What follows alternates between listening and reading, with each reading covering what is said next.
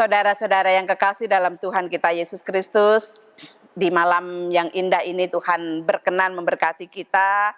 Di minggu-minggu pemuliaan Tuhan masih memelihara dan memberikan bagi kesempatan kita untuk kita bersyukur.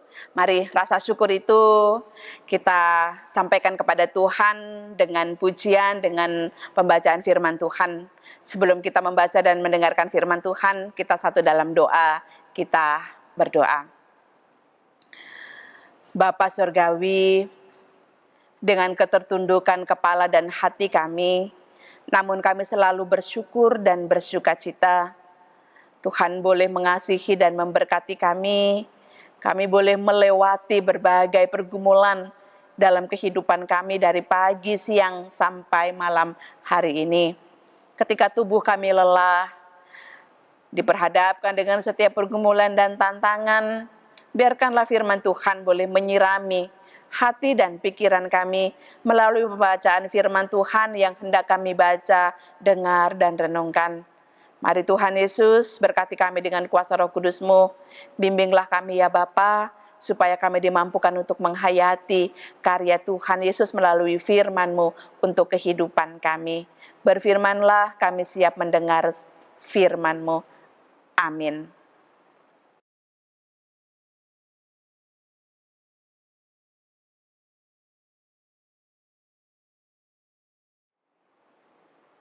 Saudara-saudara yang kekasih, pembacaan firman Tuhan kita malam hari ini melalui kitab Amos, pasalnya yang kedua, ayatnya yang keempat, dan ayatnya yang kelima.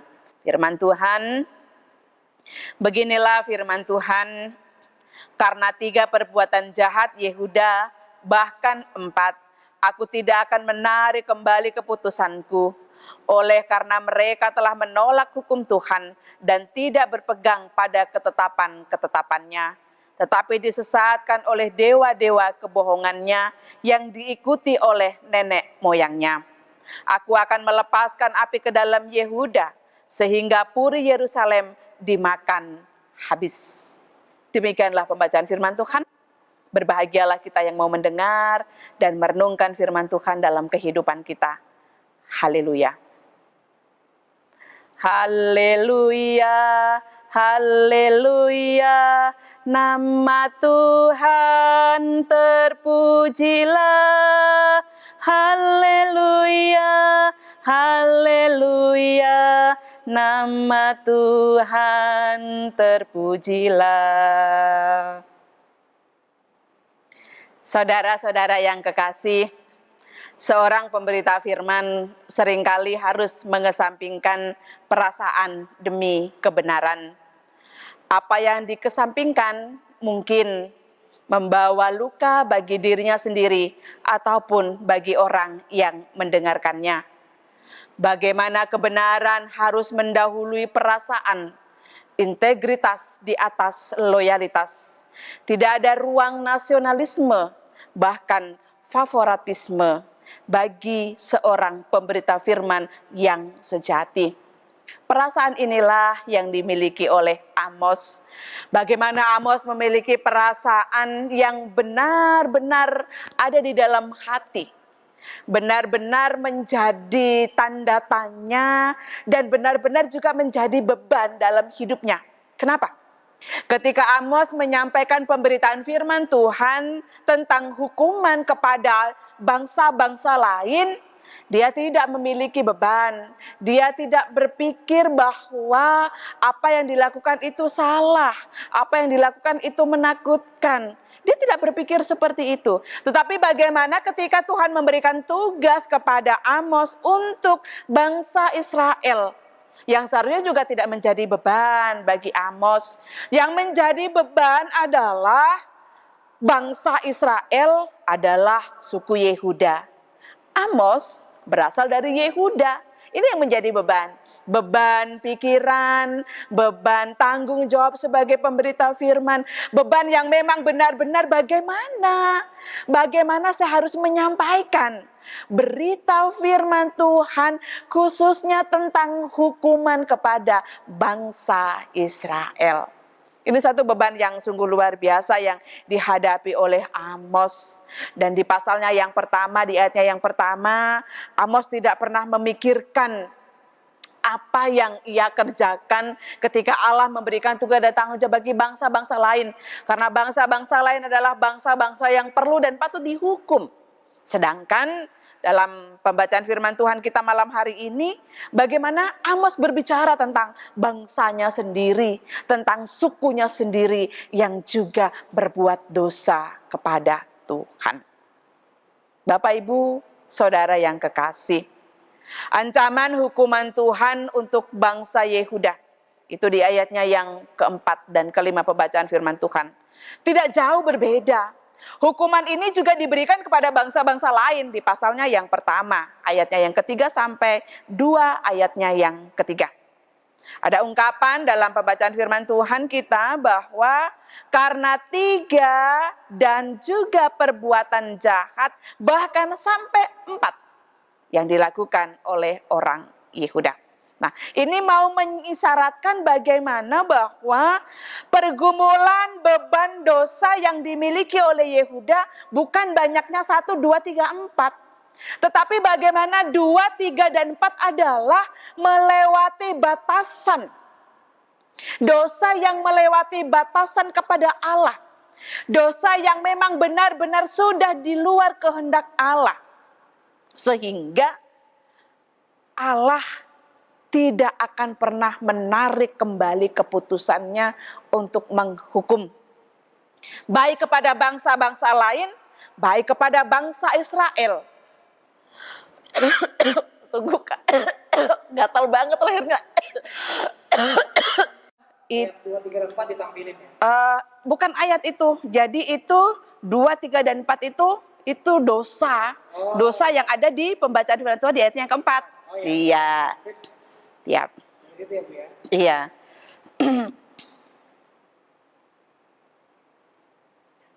Saudara-saudara yang kekasih, ada pula penegasan bahwa Allah tidak akan pernah menarik kembali keputusannya. Allah tidak akan pernah membiarkan hukumannya kepada bangsa-bangsa lain dan juga kepada bangsa Yehuda di ayatnya yang kelima. Aku akan melepaskan api ke dalam Yehuda sehingga puri Yerusalem dimakan oleh habis. Kita mau melihat bagaimana Tuhan akan menggunakan api untuk menghancurkan, dan Tuhan menggunakan api untuk menghukum orang yang paling istimewa sekalipun. Untuk bangsa-bangsa di sekitar sekalipun mereka memperoleh hak yang sama ketika mereka berbuat keji. Tapi kita mau melihat bagaimana kekejian yang dilakukan oleh bangsa-bangsa lain di pasalnya yang pertama, ayatnya yang ketiga sampai pasal 2 ayatnya yang ketiga. Dosa bangsa lain itu adalah dosa mereka menyakiti orang-orang di sekitar mereka. Dosa mereka kepada saudara-saudara dan keluarga mereka. Dosa yang mereka lakukan adalah dosa sesama dengan mereka. Nah, dosa apapun yang hadir dalam kehidupan bangsa-bangsa lain memperoleh hukuman dan hak yang sama dengan bangsa-bangsa yang disayang dan dipilih oleh Allah. Dosa yang kita mau melihat bersama-sama. Apa sih? Dosa apa sih yang dilakukan oleh bangsa Israel kepada Allah? Yang pertama, ayat 24. Oleh karena mereka telah menolak hukum Tuhan dan tidak berpegang kepada ketetapan-ketetapannya. Inilah dosa. Dosa yang dilakukan oleh bangsa Israel. Dosa yang dilakukan bukan sesama kepada sesama, tetapi dosa yang dilakukan bangsa Israel dosa langsung kepada Allah. Dosa yang benar-benar menyakiti hati Allah. Dosa yang memang benar-benar membuat hati Allah terluka. Benar-benar membuat Allah harus bertindak untuk bangsa Israel. Kenapa? Kenapa bangsa Israel menolak hukuman Tuhan dan tidak berpegang kepada ketetapan-ketetapan Tuhan? Kita mau melihat bagaimana ketika manusia yang pertama, Adam dan Hawa, mereka juga menolak untuk tidak dengar-dengaran perintah Tuhan. Nah, kita mau melihat dosa ini yang juga bukan hanya menolak, tetapi mereka menghina dan meremehkan. Menghina dan meremehkan tentang apa yang sudah Tuhan lakukan dan nyatakan dan berikan dalam setiap kehidupan mereka. Dan ini dosa yang tidak dibiarkan oleh Allah melebur di dalam kehidupan bangsa Israel. Sehingga Allah boleh memberikan kesempatan dan mengingatkan melalui Amos. Ingatkanlah kepada mereka bahwa dosa yang mereka perbuat sungguh luar biasa keji. Sungguh luar biasa tidak dengar-dengaran akan perintah Tuhan. Dan ketika mereka tidak dengar-dengaran perintah Tuhan, otomatis mereka menolak untuk hidup menjadi lebih baik. Nah, saudara-saudara yang kekasih, oleh sebab itu mari kita bersama-sama bahwa melihat dosa apapun yang hadir dalam setiap kehidupan kita, baik kepada bangsa lain, baik kepada bangsa Israel, itu adalah dosa sama yang harus memperoleh hukuman. Dan dosa yang dilakukan oleh bangsa Israel, dosa yang menolak akan hukum Tuhan. Dan yang kedua, dosa apa yang kedua yang dilakukan oleh bangsa Israel? Dosa yang dilakukan oleh bangsa Israel adalah dosa bagaimana mereka disesatkan oleh dewa-dewa kebohongannya yang diikuti oleh nenek moyangnya. Dua dosa yang sungguh luar biasa yang dilakukan oleh Israel menyakiti hati Allah. Dan mari kita melihat penolakan akan cinta kasih Allah dalam kehidupan bangsa Israel. Menolak hukum Tuhan berarti menolak untuk hidup baik dan tertib sampai mereka ke tanah perjanjian. Tapi cinta kasih Allah tetap memberikan kesempatan dalam setiap kehidupan mereka. Dosa dan hukuman yang Allah berikan bagi bangsa Israel adalah untuk mereka supaya kembali hidup dalam disiplin. Nah, mereka dihukum bukan seperti bangsa-bangsa di sekitar Israel. Bangsa yang tidak pernah mengenal dan percaya kepada Allah, mereka dihukum karena perbuatan mereka. Mereka berhak menerima hukuman itu. Tetapi bangsa Israel ketika dihukum, mereka mau didisiplinkan.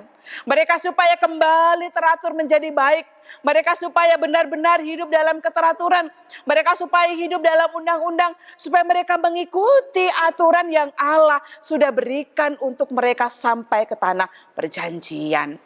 Sehingga hukuman yang Tuhan berikan kepada bangsa Israel adalah hukuman disiplin.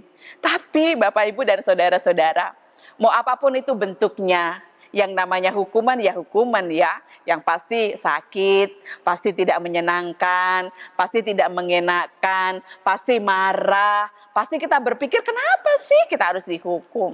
Tapi mari kita melihat bahwa setiap hal yang kita lakukan, kesalahan-kesalahan yang kita berbuat, maka kita juga harus menerima konsekuensi. Kita harus menerima apa yang kita lakukan dan juga apa yang sudah kita berikan dalam setiap kehidupan kita ketika kita tidak setia. Ketika kita di luar melakukan yang tidak Allah mau dalam setiap kehidupan kita. Tapi kita bersyukur sebagai orang yang percaya, sebagai anak-anak Tuhan, kita diberi hukuman oleh Tuhan itu adalah hukuman yang disiplin untuk kita dikembalikan menjadi lebih baik dalam setiap kehidupan kita. Mari Bapak, Ibu, dan saudara-saudara yang kekasih, yang pasti bahwa dalam setiap kehidupan kita juga akan menghadapi hal yang sama seperti kehidupan bangsa Israel. Allah memberikan kesempatan hukuman bukan karena Allah tidak cinta, bukan karena Allah tidak sayang, bukan karena Allah tidak peduli. Tetapi bagaimana bahwa hukuman yang Allah berikan dalam setiap kehidupan kita, Allah mau supaya kita benar-benar menjadi sempurna. Allah mau supaya kita benar-benar menjadi seperti segenggam mutiara. Mutiara yang berkilau, yang bersinar, memberikan satu harapan dan keindahan bagi dunia. Allah mau kita juga memberikan keindahan yang sama. Nah, bagaimana? Bagaimana kita akan menjadi sempurna memberikan satu keindahan kalau kita tidak ditempa, tidak dibentuk menjadi sesuatu yang sempurna dan yang indah. Oleh sebab itu, bentukan-bentukan Allah yaitu melalui firman-Nya. Firman-Nya yang mengatur kehidupan kita supaya kita menjadi lebih baik. Dan oleh sebab itu mari, bukalah hati, bukalah pikiran, bukalah totalitas kehidupan kita untuk kita menerima setiap aturan-aturan yang Tuhan berikan dalam kehidupan kita. Aturan Tuhan bukan untuk mengikat kita. Aturan Tuhan bukan untuk merantai totalitas kehidupan kita. Aturan Tuhan, Dia mau hubungan kita dengan Tuhan menjadi baik, hubungan kita sesama dengan sesama juga menjadi lebih baik. Jadi kita menjadi sempurna, dan ketika sempurna menjadi bagian dalam seluruh totalitas kehidupan kita, itu yang Allah inginkan melalui kehidupan kita. Mari kita bersama-sama, setiap kesalahan apapun yang kita lakukan dan kita hadirkan dalam setiap kehidupan kita, masih diberi kesempatan oleh Allah untuk kita memperbaiki. Pergunakanlah itu, jadikanlah dan berikanlah setiap kesempatan Allah untuk mengubah dan menjadikan kehidupan kita menjadi lebih baik. Seperti seorang tukang bejana, ketika dia ingin membentuk bejana, yang pasti bahwa bejana itu tidak mudah untuk dibentuk sampai ia indah. Tetapi bagaimana bejana itu ditempa, dibentuk dengan berbagai macam cara, ia akan menjadi sempurna dan lebih baik. Jadikanlah terpaan Allah lewat totalitas kehidupan kita. Ya, saat ini kita dihadirkan dengan belum selesainya virus corona yang hadir dalam kehidupan kita. Allah masih membentuk dalam kehidupan kita. Apakah dengan situasi dan kondisi ini masih kita tetap setia? Setia di dalam aturan Tuhan, setia mengikuti aturan juga pemerintah. PSBB khususnya, apakah kita juga setia mengikuti itu, sehingga apa yang dilakukan oleh pemerintah supaya semuanya menjadi baik itu juga kita lakukan. Sama juga ketika Allah memberikan aturan dalam kehidupan baik, semuanya menjadi baik, apakah kita juga melakukannya? Mari saudara-saudara, situasi apapun yang hadir dalam setiap kehidupan kita, yang pasti bahwa semuanya ada hikmat yang Allah hadirkan dalam kehidupan kita. Mari kita bersyukur bahwa kesempatan Tuhan yang memberikan kesempatan bagi kita. Kalau kita menolak firman Tuhan, berarti kita juga menolak Tuhan. Menolak firman Tuhan berarti kita tidak mengindahkan apa yang Tuhan lakukan dalam setiap kehidupan kita. Bukalah hati, bukalah seluruh totalitas kehidupan kita untuk mendengarkan apa yang Tuhan anugerahkan dalam setiap kehidupan kita. Tuhan Yesus memberkati. Amin.